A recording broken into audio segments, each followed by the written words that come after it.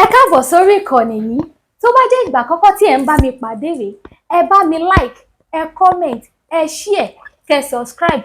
Àwọn ohun tí ẹ máa wò lórí ìkànnì yìí, òun ni àwọn ohun tí ó ń lọ láwùjọ wa tó sì máa kọ́ wa lọ́gbọ́n. Ẹ máa bá mi ká lọ.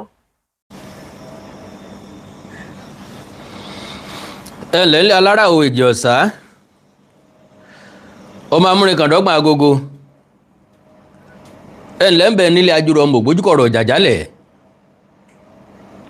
gbogbo Yorùbá ọmọ kóòtù òjíire bí àjíǹde àárọ̀ mọ̀ jẹ́ fún gbogbo wa o ilé òní ilé wa ta ọ̀nà ní nà wá wọlé àánú Olódùmarè kọ́rọ̀ gbà yí wa ká kọ́ mọ́ fi wálẹ̀ ńgbà kọ̀ọ̀kan kójú rẹ̀ kọ́ mọ́ bá wa káàkiri ìbí ń ṣẹlẹ̀ níwá lẹ́yìn ìjì ń jà lọ́tún lósì ibi ọ̀hún ọ̀bà wá ìjì ayé ò gbé wa lọ kò gbé alọ́mọ lọ kò gbé aláya lọ kò gbé alọ́kọ lọ àánú dájú jíjẹ àti mímu wa ò kò nira lánìjù torí bàbá pé ò nira ń là ń parọ́ tanra wa ọkàn gógó ìlú lè kókó Ọlọ́run bá wa sọ ìlú dẹ̀rọ̀ o ìlú lè kókó Ọlọ́run wá sọ ìlú dẹ̀rọ̀ o kárí jẹ kárí mu kárí ná kárí lò ó kárí jẹ kárí mu kárí ná kárí lò ó káwa rówó fi sìn ọ́ Ọlọ́run wá sọ ìlú dẹ̀rọ̀ o ìlú ò dédé lé àwọn aráabí ní ẹbí àwọn jẹgúdú jẹrá àwọn aráabí ní ẹbí àwọn àfẹ̀mí àwọn aráabí ní ẹbí àwọn igídẹ yẹfò àwọn aráabí ní ẹbí àwọn bó ti lè rí orí àwọn aráabí ní ẹbí ìlú lè débi wípé bàbá ò lè bí ọmọ bóyá ó ti yó o àyàfi bóyá ó ti jẹun a ò lè jẹun tó wù wá mọ́ ohun tí aríladẹ̀ ń jẹ a ò lè wọṣọ tó wù wá mọ́ aṣọ tí aríladẹ̀ ń wọ̀ o a ò lè súnlé tó wù wá mọ́ ibi tí aríladẹ̀ ń sùn o a ò lè wọ bàtà tó wù wá bàtà tó tá aríladẹ̀ ń wọ̀ o Ọlọ́run wá pa Àgbàyé dà Ọlọ́run wá pa Àgbàyé dà kó bá wa mú gbà tó dùn wá bàbá bojú wọlé o dákun wá pàṣẹ ìtura ìlú lè kókó Ọlọ́run wá sọ ìlú dẹ̀rọ̀ o ìlú lè kókó Ọlọ́run wá sọ ìlú dẹ̀rọ̀ o kárí jẹ kárí mu kárí ná kárí lò ó kárí jẹ kárí mu kárí ná kárí lò ó káwa rówó fi sìn ọ́ Ọlọ́run wá sọ ìlú dẹ̀rọ̀ o gbogbo nǹkan tó le koko yọ padà wá dẹ̀rọ̀ náà ni ẹ̀mí tọ́jọ̀ wọ́n ni yọ́jọ̀ pọ̀ lágbára Ọlọ́run mo kí gbogbo ọmọ kóòtù òjíire bí lẹ́ẹ̀kan sí i lágbára Ọlọ́run ní fi wá wọn ra wa àkàndọ́ra Ikunne ló kọ́ tèmi àjáwó àrò ni mi Ikunne aṣọ lójú ọlọ́rọ̀ bọ́lọ́rọ̀ bá gbọ́gbìn bàbá ńlá bàbá ọlọ́run ṣe fẹ́ni tó ẹ̀sẹ̀ ń rí mi wò mí fún ìgbà àkọ́kọ́ ojú tẹ́ fi ń wò mí ò ní fọ́ ìtí yín tẹ́ fi ń gbọ́ mi ò ní di lágbára Ọlọ́run ẹ̀ ní gbèsè ẹ̀ ní gbégbìn mo kí n káàbọ̀ mo rí fọ́nrán kan Fúlàní kan tó lóun wọ̀nù olóyè Sunday Adéyẹmọ Ìgbòho ọ̀rọ̀ ń bá rò máa rò fọ́ ẹ̀fọ́ ń bá rò máa isán kọ pọ̀nrán á sọ̀rọ̀ nípa rẹ̀ bákan náà òun náà ni ọ̀kan nínú àwọn amúgbálẹ́gbẹ̀ẹ́ ìjọba ló jẹ́ kó yé wa wípé ẹlẹ́rìndòdò ká mọ̀ polówó ẹ̀ àti lórúkọ ẹ̀ fún táìtù tá ń rà ní tí wọ́n ń tà ní 300 naira 400 naira nígboro oníbọ̀ bá dé káàmpù àwọn aráabí àwọn onísùnmọ̀mí àwọn ajínigbé àwọn afẹ̀mí ẹni ṣòfò pé ẹgbẹ̀rún 3 náírà ni wọ́n ń tẹyọ kan tó ń tàn sọ débẹ̀ ni wípé ọ̀rọ̀ ìlú tó le ọ̀rọ̀ ẹkọ́nọ́mì ọ̀rọ̀ ìṣẹ́ àtòsí kò jẹ́ káwọn èèyàn mọ tọ́tọ́ àtèyí tí ò tọ́ pé because àwọn tí ń ta nǹkan fún wọn wọ̀nyí ọrọ̀ ajé tiwọn ni wọ́n rò pé àwọn ń ṣe láì wo ibi àtàlébù tọ́rọ̀ mọ́ nǹkan tí wọ́n ń ṣe ó ẹni àmọ̀rí ìbá kú nbi tó kèlè tí wọ́n ti pọ́n lórí làwọn ń làwọn ń wò làwọn ń lé kiri wọ́n sì mọṣẹ́ táwọn afẹ̀mí ẹni ṣòfò àdà lórí wọ̀nyí ń ṣe ṣé gbàgbé Yorùbá ní bàbá sọ̀kò lọ́jà àmọ́ bára ilé ẹni kò sẹ́ni tí ó sọ fún mi pé 100% àwọn tí ń tajà èèpẹ̀ tí ń gbowó òkúta yìí pé àwọn ajínigbé yóò ti ní jìràn wọn gbérí àwọn afẹ̀mí ẹni ṣòfò yóò ti ní fẹ̀mí ìran wọn ṣòfò rí àwọn agbénikọlù ní aláǹgbá orí èṣù yìí wọn ò ti ní ṣiṣẹ́ láabi dé ọ̀dọ̀ ìkànnù ran wọn rí so ò ní wípé èèyàn ní níkà méjì kọ́ mọ́ fi kan ṣera ẹ̀ bẹ́ẹ̀ bá ti ń wọlé mọ̀ ń bẹ̀ yín mọ̀ ń rọ̀ yín ẹ bá ń pín prógráàmù yẹn ẹ jẹ́ ó délé kó dóko ń tá sọ ń bẹ̀ yọ sàǹfààní èwo láti sọ rí tí ó sàǹfààní God bless you bẹ́ẹ̀ ṣe ń wọlé ẹ mọ́ káàbọ̀.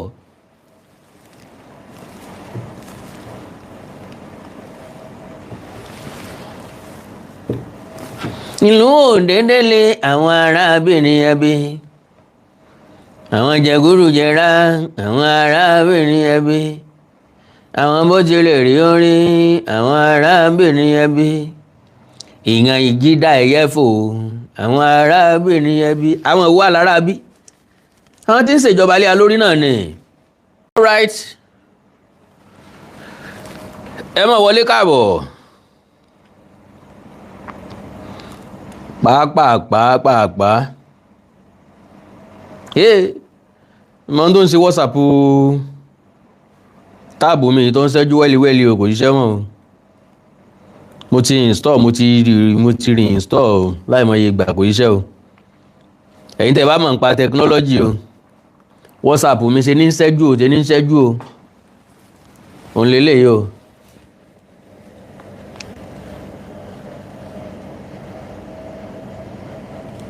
tẹ bá máa ń tó ṣe ò ẹ dákun ẹ bá ẹ díẹ̀ mú mi o.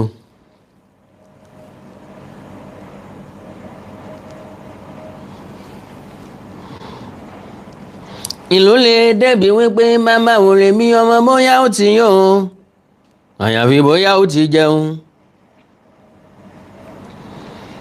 a lè jẹun tó wù wá mọ́ ntí aríládẹ̀ ń jẹ.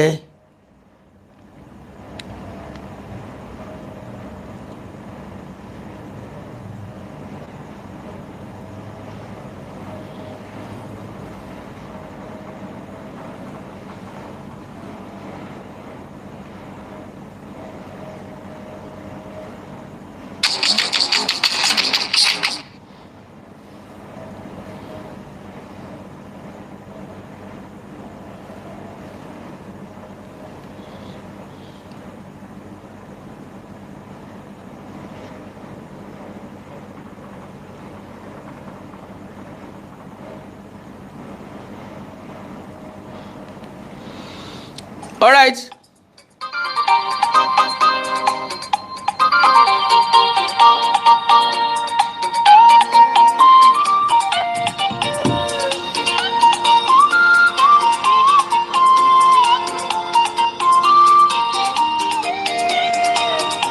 Ẹ bá mi share ẹ jọ̀ọ́. Ẹ jọ̀ọ́. Ẹ dẹ̀ bá mi like ẹ bá mi.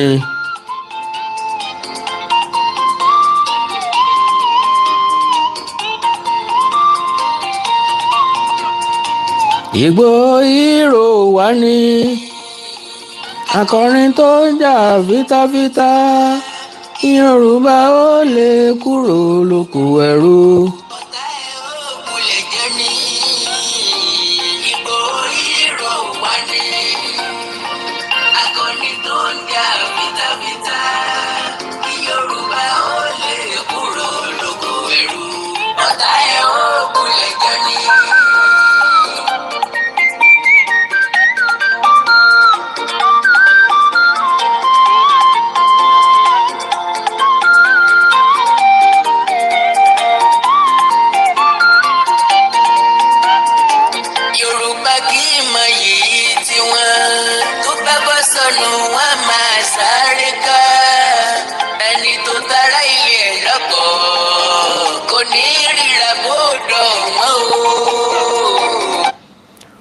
Off and on again, okay?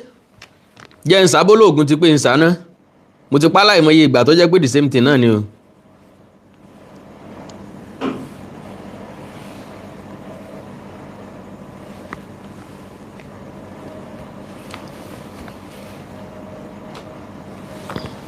I don't restart.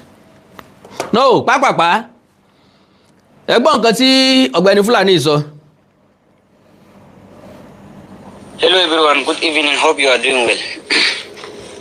Message to Sunday Igboho. Fight criminal.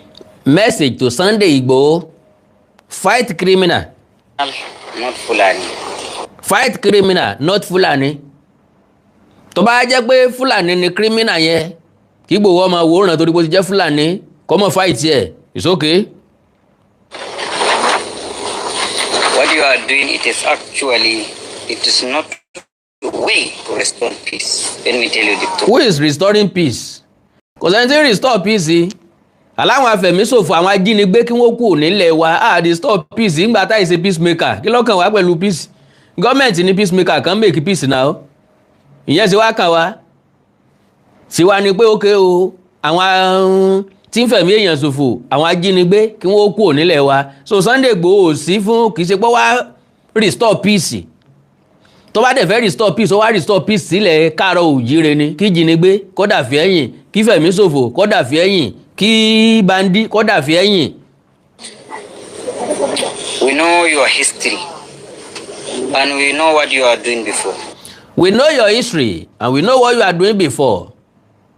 We all have history and we were all doing something before.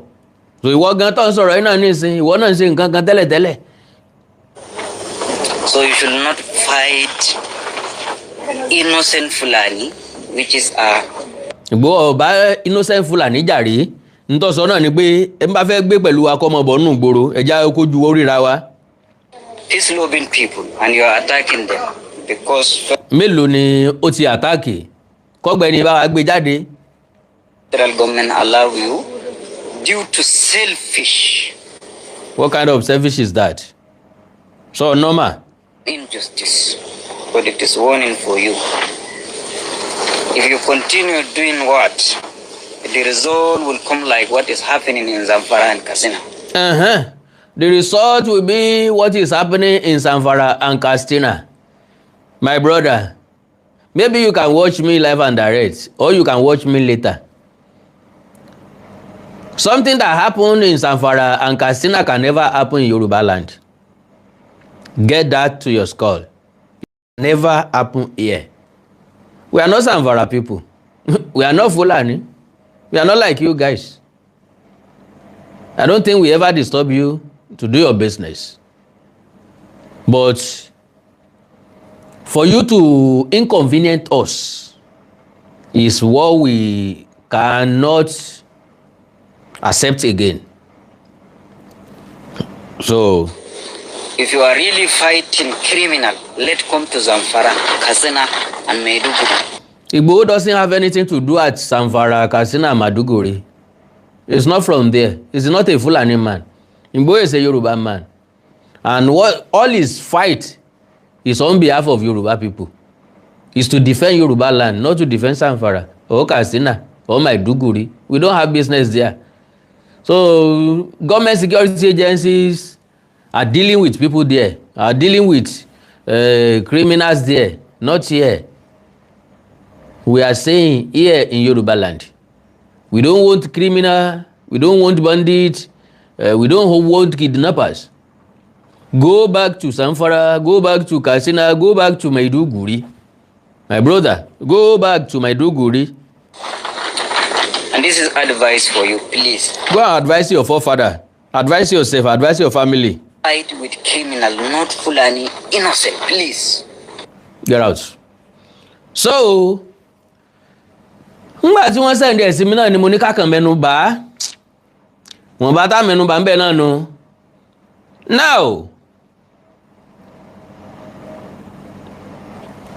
ẹni tó sọ̀rọ̀ yìí, Brigadier General Sani Usman ni retired. Ó lọ sọ̀rọ̀ yìí. Mo wo the entire program and interview mo rí pé ó sọ̀rọ̀ nípa àṣeyọrí àwọn sọ́jà ní Òkè Ọya mi táwọn ajínigbé ti jí ọ̀pọ̀lọpọ̀ àwọn akẹ́kọ̀ọ́ gbé ṣùgbọ́n tí wọ́n gbà wọ́n padà tí wọ́n jẹ́ kí wọ́n rí wọn kó lọ n ló fi ń sọ̀rọ̀ yẹn. As highlighted, Brigadier General Sani Usman retired as highlighted n tó sọ bí ó ní the bottle of Coca-Cola that sell 300 naira is 3,000 naira in Bandit camp. As highlighted, the role of what he described as a war economy that is sustaining banditry and insurgency in Nigeria, noting that basic goods like a 33 cl bottle of Coca-Cola that sells for about 300 naira elsewhere can go for as much as 3,000 naira in bandit camps. In an interview with ilé-iṣẹ́ television yẹn, he made this observation while discussing the challenge of collaborators and logistics aiding terrorist attack in the north. Usman explained that war economy is a really real system where people profit from conflict, and in such situations, questions of morality are often set aside. So, gbogbo ìṣẹ̀lẹ̀ tó bá ṣẹlẹ̀ làwọn èèyàn máa ń take advantage of. Yes, nígbà COVID-19 ṣẹlẹ̀, gbogbo àwọn tailor náà bẹ̀rẹ̀ sí ní rán nose mask káàkiri tí wọ́n ń tà á. Wọ́n kó lọ báńkì, wọ́n kó lọ anywhere. So, anywhere tí nǹkan bá ti ń ṣẹlẹ̀, you always take the positive aspect of it. Níbi táwọn kan ti ń complain làwọn kan ti máa bọ́ rọ́nà lọ́nbẹ̀. So he said the center of gravity for banditry revolves around two things: information and weapons. He noted that most of the perpetrators are locals who know the terrain well, which is why the majority of kidnapping are carried out by people within the communities rather than outsiders. So ó wí dáadáa, ìjínigbé àwa náà ti sọ wípé bí ọ̀bá sólè ti létí ta ò ní dání. Ìyẹn túmọ̀ sí pé àwọn tí ń lead àwọn tí ń jìyàn gbé yìí ará inú ilé ni wọ́n. Àwọn wọ́n mọ̀ fún tán mọ̀ gbé, wọ́n mọ wájú ilé wọ́n mẹ́kùlé, ibi tẹ́ bá wọ̀lú ibi tẹ́ bá jáde tí kò tí ní kọ́ ń lẹ́sẹ̀ wọn àwọn náà mọ̀ bẹ́ẹ̀. He linked the problem to issues of governance at federal, state and local government levels. According to Sani, people who under normal circumstances who choose honest work are sometimes enticed by small payment because they lack alternatives. Tí ìbá ṣèṣe àtòsí náà, ẹni tí ó ń ṣiṣẹ́ fún dídí oṣù tẹ́ ń fún ní 39,000 tẹ́lẹ̀ sọ di 70,000 naira ní ìsìn, ó wá rẹ̀ nìkan tó tì pẹ̀ pẹ̀lú 50,000 naira 100,000 naira yóò gbà ó yóò ṣiṣẹ́ tán bá ní kó ṣe o. He also pointed to individuals with existing criminal tendencies who are not checked early and later gravitated toward terrorist and bandit groups. He said the proliferation of weapons and the supply of logistics further enable these groups. Because gbogbo àwọn tí wọ́n ràn wọ́n lọ́wọ́ tí wọ́n ń ta nǹkan ìjọ olóró fún wọn tán bá wọn gẹ̀ẹ́tì ọta tán bá wọn gbóúnjẹ wá ká ní wọn ò ṣe é, ó ṣeé ṣe kí wọ́n ti dínkù dáadáa. Using the example of Coca-Cola, Usman said the huge price difference in bandit camps shows how lucrative the supply chain has become. He said to those involved in supplying, the profit matters more than the impact in society, similar to what was seen with blood diamonds in Sierra Leone. Usman added that the battle has before shifted beyond the conventional battlefield to include infiltration, community compromise, and economic incentives that keep the cycle going. Nínú ọ̀rọ̀ rẹ̀, he said, and I quote, "Take for instance a bottle of Coca-Cola that sells for as much, I think the 33 cl is about 300 naira, 400 naira náà ń tà lọ́dọ̀ wa, 400 naira náà ń tà. But you go to bandit camp, it sells for as much as 3,000 naira. So you can imagine the person is making his own money. To him, he doesn't care what it contributes, just like when you had the Ikunne diamond in Abuja." Okay, now ẹ já sáré sí arithmetic kan. Arithmetic ọ ni wípé God bless you, Arole Odua, Awikongo Development Fans Club, God bless you. arithmetic ọ̀ ni wípé nínú ọdún yìí nìkan ni mo fẹ́ lè sọ pé wọ́n jiyàn gbé jù. Mi mọ̀ bó ṣe rí lọ́dọ̀ yín o, mi mọ̀ ojú tẹ́ fi wò ó nínú ọdún yìí nìkan. So a máa ṣe assessment nípa data tó jáde ní March 22 àti data tó jáde ní April 11 àti eléyìí tó jáde January to April 2026. Àwọn ìpínlẹ̀ tán ti jiyàn gbé: Borno wọ́n jiyàn 500 gbé, Zamfara 260, Kaduna 196, Kwara 176, Niger 57. So according to Amnesty International Nigeria, now at least 1,100 people abducted in 3 months. Nigeria President Bola Tinubu, okay? Apart from pípa àwọn aláìṣẹ̀ aláìmọ̀ nǹkan kan tí wọn ò mọ́wọ́ mẹsẹ̀ tán dédé ń pa káàkiri, apart from pípa wọn, government are now on rampage of abduction, largely for lucrative ransom. Some stay months at the mercy of government in punishing situation. Estimates of the number of abductions by government and armed groups across Nigeria vary, and some of the commonly cited figures vastly understate the scale of the problem. Sanusi tó jẹ́ director Amnesty International Nigeria ló sọ bẹ́ẹ̀. On 3rd April 2026, an armed group invaded Woro village in Kayama local government area of Kwara State. Wọ́n pààyàn 200. Wọ́n jiyàn 176 gbé. In the first week of this month, government abducted 150 people during the attack on Kofadanya and Kufari Magaji village in Bukuyum local government area of Zamfara State. Wow! Majority of the victims are women and children. On 19 March, àwọn Boko fighter wọ́n jiyàn 100 gbé. Wọ́n displace àwọn èèyàn tó pọ̀. Ní 3rd January 2026 ní Niger State, wọ́n jiyàn 57 gbé nígbà tán kọlu abúlé tán pè ní Kasuandaji community located in Bogu local government area. Ẹ̀yin ọmọ Ọ̀yọ́ tọ́jọ́ ọmọ Bogu, mo ní gbàgbọ́ pé ti gbọ́ local government yín, Bogu local government. On 3rd March 2026 kan náà, Boko Haram fighters kọlu Ingoshe village in Gwoza local government area of Borno State and abducted more than 400 people and laid siege on the town. On 22nd March, 30 people were abducted by government that attacked 3 churches in Kashia local government area of Kaduna State. Ẹ wo àdúrà èèyàn tán jí gbé. Ní March 30th, 18 passengers in commercial vehicle traveling from Abuja to Sokoto were abducted along Mayanchi in a part of Zamfara State. On 19 February 2026, 92 people were abducted by armed group in Zamfara State. A total of 42 people were abducted in Anka local government area, and another 50 were separately abducted in Safe local government area. Can you imagine that? On 18 January 2026, àwọn agbébọn rìn wọ́n kó àwọn èèyàn rẹpẹtẹ attacking 3 churches at Kumin Valley Wali village in Kajuru local government area of Kaduna State. During morning worship service, at least 166 people ni wọ́n jí gbé ń bẹ̀. Okay o. Now, a resident of Woro community Kwara State told Amnesty International, and he said, and I quote, "They didn't just pààyàn, they stole our life away.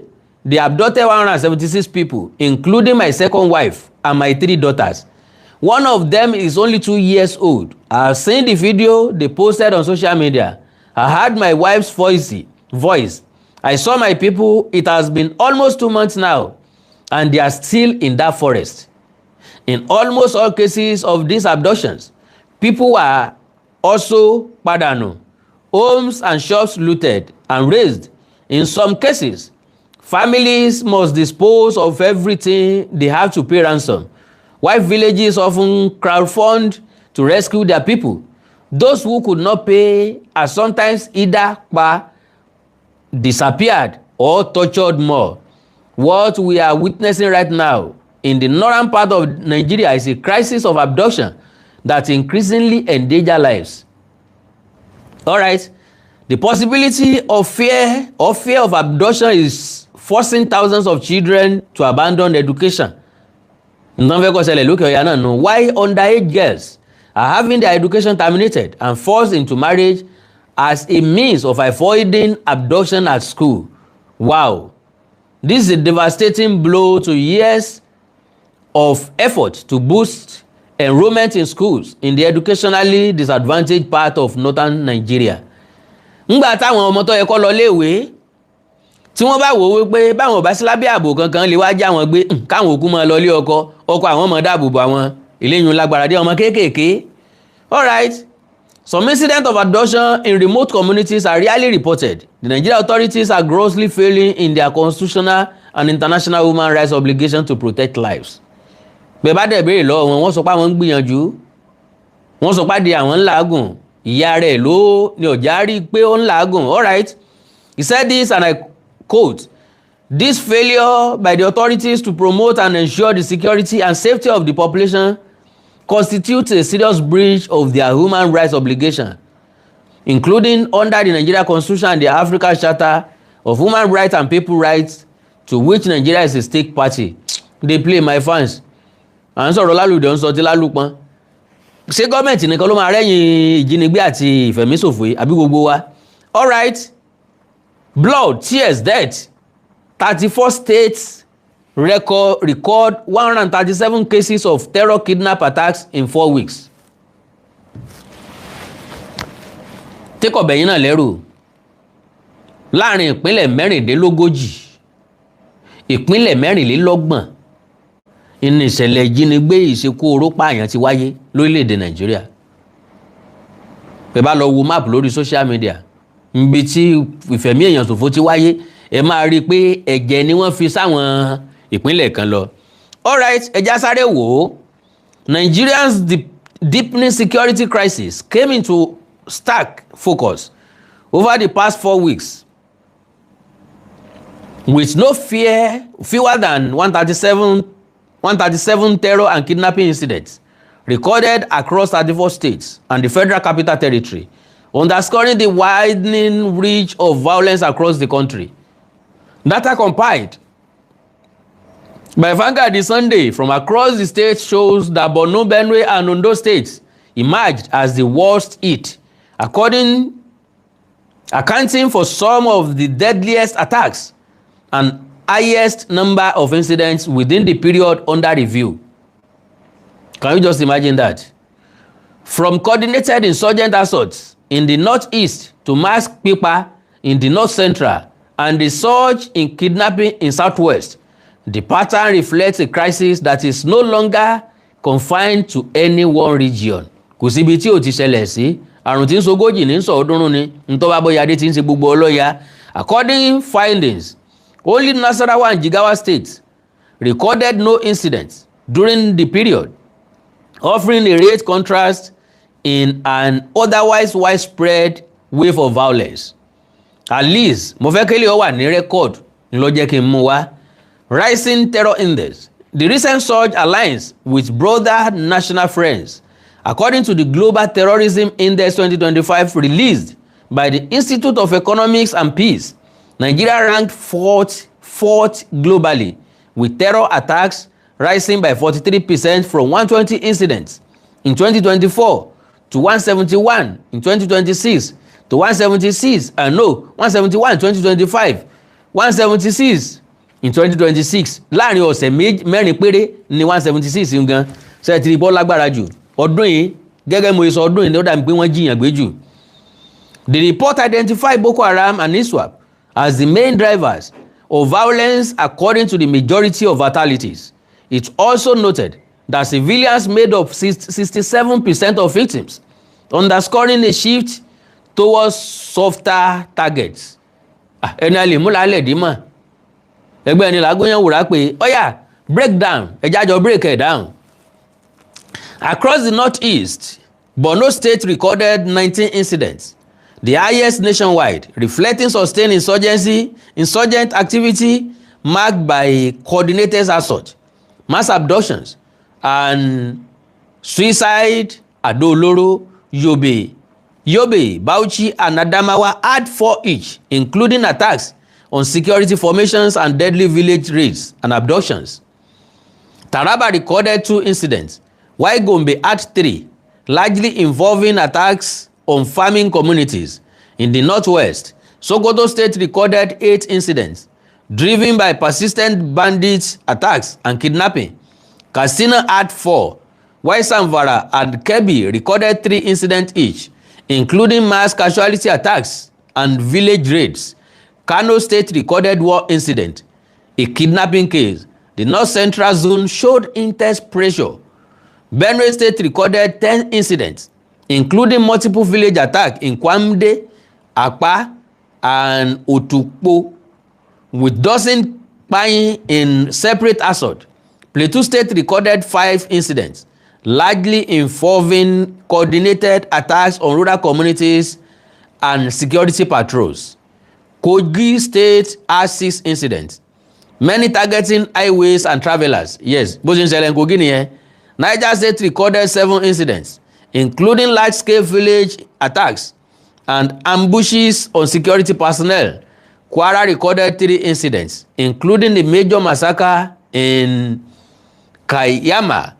The Federal Capital Territory recorded 8 incidents, mostly kidnappings in satellite communities around Buari and Kubwa.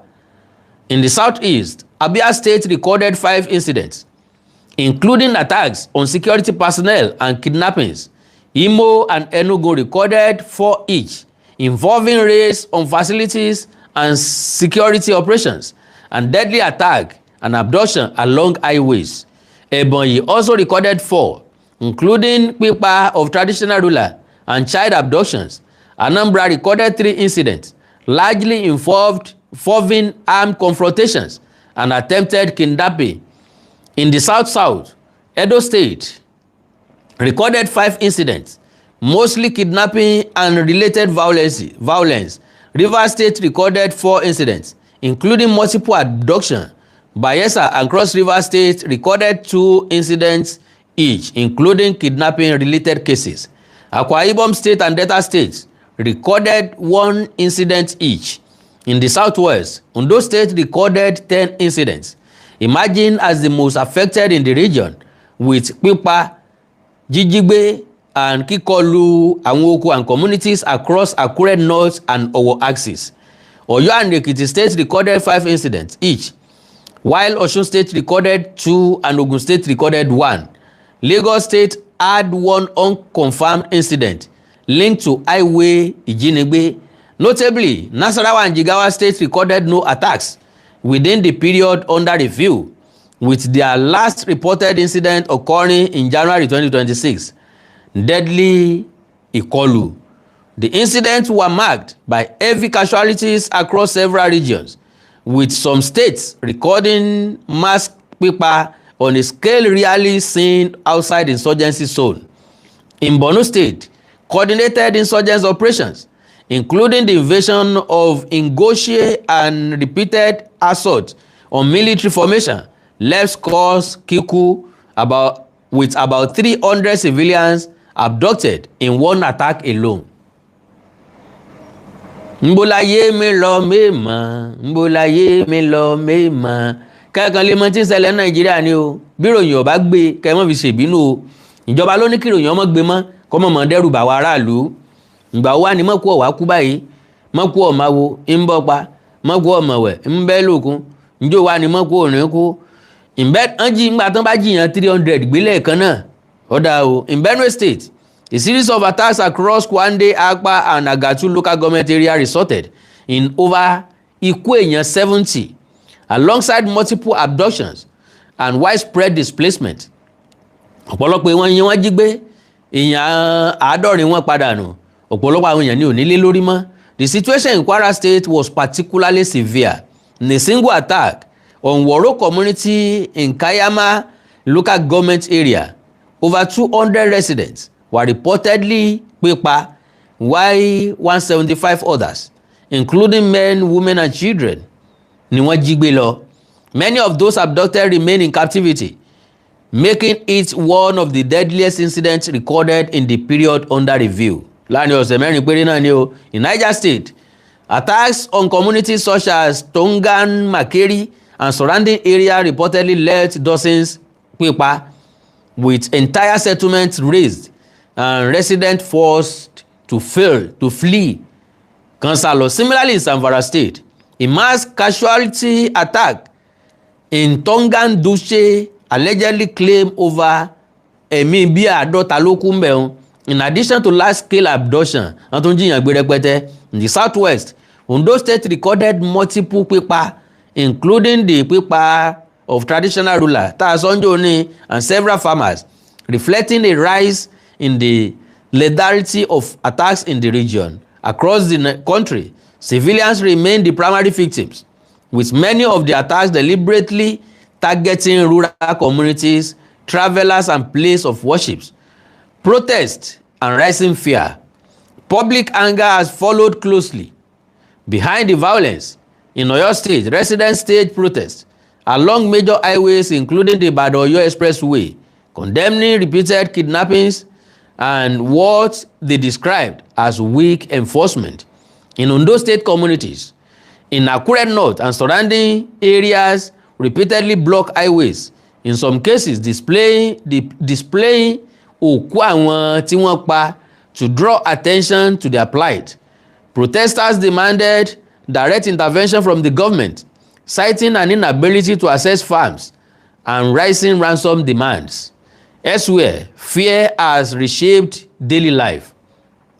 Rural communities in Benue and Niger and parts of the southeast reported displacement, with residents abandoning homes and farmlands. Eléyìí lágbára díẹ̀. In the FCT outskirts, residents described living under constant threat, with kidnappers issuing ransom instructions directly to communities. Intervention. Security agencies have responded with a mix of operations and reactive measures. In Borno State, troops under Operation Adinkai carried out sustained offensives, repelling attacks, pípa àwọn ajínigbé, and rescuing abducted civilians. In Niger and Kebbi, military deployments were reinforced following mass casualty attacks, while joint task forces conducted clearance operations in affected communities. Authorities in Ondo launched coordinated patrols involving the police, army, and Amotekun Corps, alongside mass arrests of suspected kidnappers. Similar crackdowns were reported in Imo and Abia State, where security forces raided suspected camps and made arrests. In Abuja, joint operations led to the rescue of kidnapped victims in Buari, though attacks continued in nearby communities. Despite these efforts, many residents and local leaders argue that responses remain largely reactive, with calls for permanent security bases, improved intelligence gathering, and stronger rural protection strategies. Under strain, with 137 incidents in just 4 weeks, the data points to a security challenge that is both widespread and evolving. While states such as Nasarawa and Jigawa recorded no attacks during the period, the overall pattern suggests that insecurity has taken on a national character, cutting across regions once considered relatively stable. Torí tẹ́lẹ̀tẹ́lẹ̀ kò sí nǹkan tí mọ̀ kàn wá nísàlẹ̀ ń bí. A sọ pé Gàmbàrí pa Fúlàní ní kò lẹ́jọ́ nú, nítorí báwọn kan fira wọn sí lókè ọya, ó ti wá dé ọ̀dọ̀ wa náà o. The figures taken together raise fresh questions about the capacity of existing security frameworks to contain a threat that is no longer confined to any one part of the country. Additional reports eléyìí máa jáde later. Àánú Olódùmarè onífẹ́ nìkan kan wá sílẹ̀ o, wọn ò ní jí wa gbé o, wọn ò ní jí ọmọ wa gbé, wọn ò ní jí aya wa gbé o. Mo ní kí n mú wá sí ti gbọ́yìn ni o. Kẹ́ ẹ lè mọ̀ pé mẹ́wàá ń ṣẹlẹ̀ o, nǹkan kan láàrin ìlú. Ẹ wòye àwọn èèyàn tí wọ́n jí gbé, ẹ wòye ransom tán béèrè. Wọ́n ń béèrè 70 million fún ransom, 150 million fún ransom, 200 million fún ransom, 300 million fún ransom, 500 million fún ransom, 1 billion fún ransom. níbo là ń borílẹ̀-èdè yìí lọ Ọlọ́run ṣàánú wa. àná Olódùmarè ò ní fẹ́ nìkan ọ̀gùn wá sílẹ̀ o. ẹ like ẹ follow page mi lórí Facebook Awikonko television àti Awikonko TV. ẹ subscribe sí YouTube channel mi Awikonko TV àti Onídèmọdé TV. ẹ wá ní nǹkan pàtàkì tẹ́ fẹ́ kájọ sọ ẹ já sọ lẹ́yìn lórí WhatsApp +234 904 851 9362 +234 904 851 9362. lágbára Ọlọ́run àkàndọ̀rọ̀ Awikonko n ó ṣe sinimá láìpẹ́. sinimá ọ̀hún yóò sì lágbára. òye yé mi pé àwọn èèyàn kan ti ṣe Kírìjí, àwọn èèyàn kan ti ṣe Ọ̀rànmíyàn, àwọn èèyàn kan ti ṣe Odùduwà, àwọn èèyàn kan ti ṣe Ẹfúnṣetá Níwúrà, àwọn èèyàn kan ti ṣe Basọ̀rún Gáà, àwọn èèyàn kan ti ṣe Àwùlẹ̀. àkàndọ̀rọ̀ Awikonko mo fẹ́ ṣe Àgọ́dọ̀yọ́ sinimá, a brutal takeover, a brutal takeover. Àgọ́dọ̀yọ́. so láìpẹ́ ìpolówó ẹ̀ ó jáde níbi tí mo ti máa nílò ìrànlọ́wọ́ ẹ̀yin èèyàn. èyí tẹ́ bá nífẹ̀ẹ́ sí ìtàn àti àṣà Yorùbá tẹ́ bá wù yín láti kún mi lọ́wọ́, tẹ́ fẹ́ kún mi lọ́wọ́ máa nílò ìrànlọ́wọ́ yín. Àgọ́dọ̀yọ́ ń bọ̀ lọ́nà láìpẹ́. ẹ máa múra lẹ́ẹ̀dẹ́. àná Olódùmarè ò ní fi sílẹ̀ o. ẹni nǹkan pàtàkì tẹ́ fẹ́ bá mi sọ, ẹ fẹ́ bá mi dá sí ọ̀rọ̀ Àgọ́dọ̀yọ́, ẹ já sọ̀rọ̀ lórí WhatsApp +234 904 851 9362 +234 904 851 9362.